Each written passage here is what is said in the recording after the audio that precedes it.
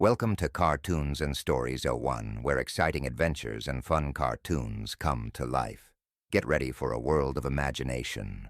Deep down in the big blue ocean, on a cozy coral reef, lived many sea anemones. And this is Ann Nem Oh Nee, or Annie for short. Annie was smaller than the others, but her colors were the brightest, and her spirit was full of wonder. Annie loved watching all the busy sea creatures swim by. Oh, the ocean is so big and exciting, she'd think.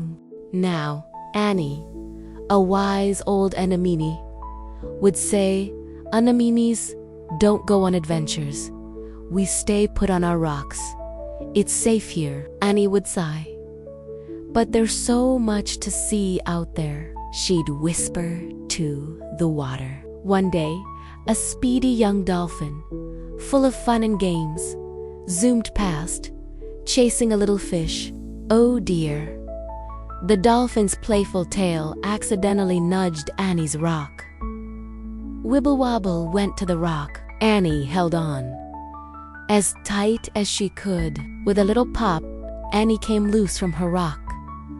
She was floating, adrift in the big blue.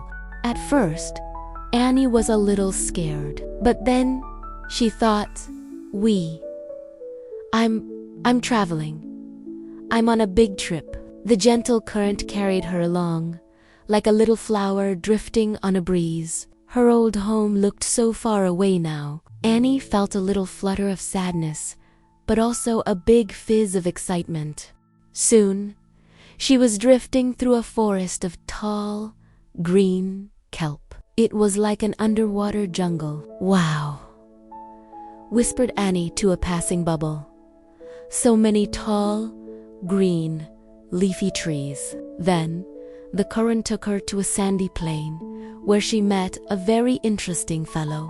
It was Crabby, the hermit crab. He had the biggest, fanciest shell Annie had ever seen. "Well now, little anemone," rumbled Crabby in his slow, creaky voice, "you seem to be a long way from a comfy rock." Annie told him all about her unexpected journey. "Do you have any advice for a traveling anemone?" she seemed to ask. Crabby thought for a moment. "My advice, little one," he said, "is to go with the flow, but always keep your wits about you. The ocean has many paths and many wonders." Annie thanked wise old Crabby and drifted on, feeling a little braver. Look at all those fish. Hundreds of tiny silver fish, darting this way and that. Oops! Annie gently bumped into some new friends. The Giggles gang. 3 little clownfish who loved to play. The clownfish giggled. "Hello!" chirped one. "You're a very pretty, floaty home. But where's your rock?" Annie wiggled her tentacles. "I'm not home right now," she tried to explain. "I'm an explorer on a big trip." An explorer? The Giggles gang thought that was very exciting. They had never met a traveling anemone before. They showed Annie their secret treasure cave, full of sparkling, shiny pebbles. "Thank you for the tour." Annie waved with her tentacles. The Giggles gang waved back with happy flips of their fins. The current carried Annie on into deeper, cooler waters. It was a little bit darker here. Ooh, look way down there. Annie saw mysterious glowing lights and strange, shadowy shapes. What could they be? A bit too mysterious for me today, thought Annie, deciding to stay in the brighter waters. Grumble, grumble.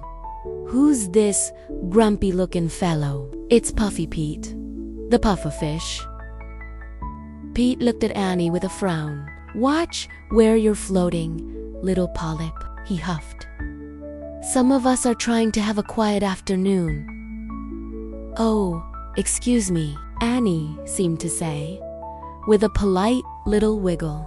But then, a big, curious parrotfish swam a little too close to Grumpy Pete.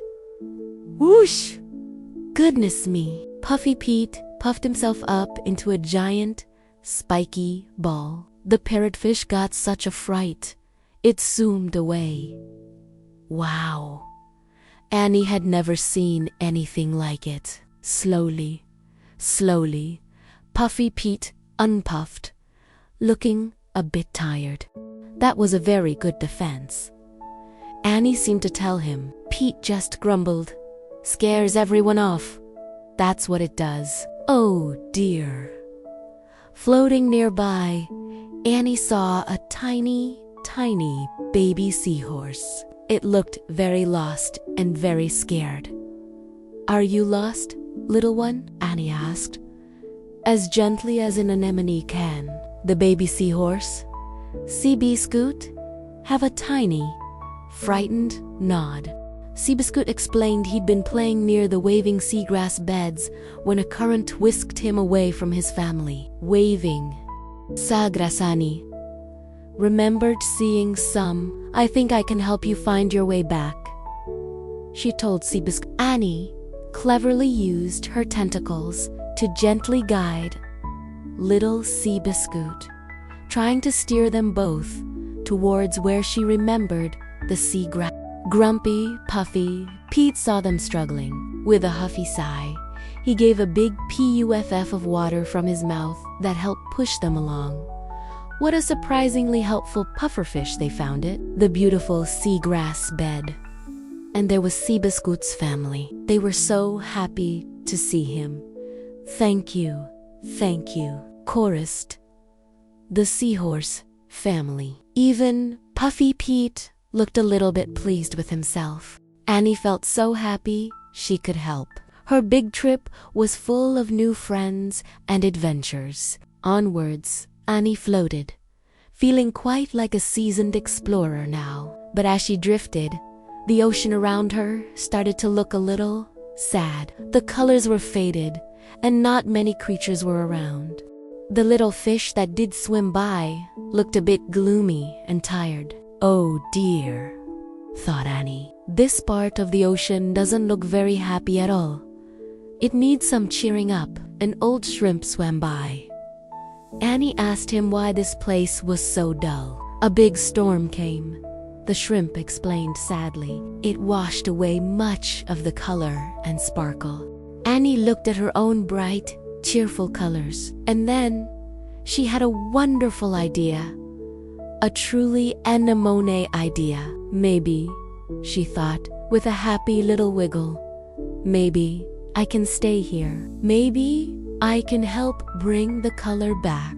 She looked all around for the perfect spot, a new rock to call her very own. And there it was, a plain gray rock, looking a bit lonely, but strong and just right. Perfect, thought Annie. With a little shimmy and a sticky squish, Annie attached herself firmly to her new rock. She was home, and just like that, her beautiful bright colors shone out like a rainbow. The plain gray rock wasn't plain anymore. The little gray fish who lived nearby swam closer. They had never seen such bright colors in their part of the ocean before. They gathered all around Annie, watching her pretty tentacles dance.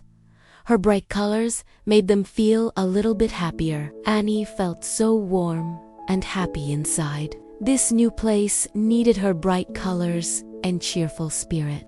She wasn't on her old reef anymore, but she had found a new home, and she was already making new friends. Her accidental big trip had turned into something amazing. She had found a place where she could really make a difference. Annie waved her colorful tentacles like she was saying, "Hello, new friends. Let's make this place beautiful together." The one sad corner of the ocean now had a bright, cheerful spot, all thanks to Annie. Annie learned that day that even a small anemone on an unexpected journey can bring a whole lot of color and joy to the world. And so, Anemone's big trip ended with a wonderful new beginning, making the big blue ocean a little bit brighter one colorful anemone at a time. The end.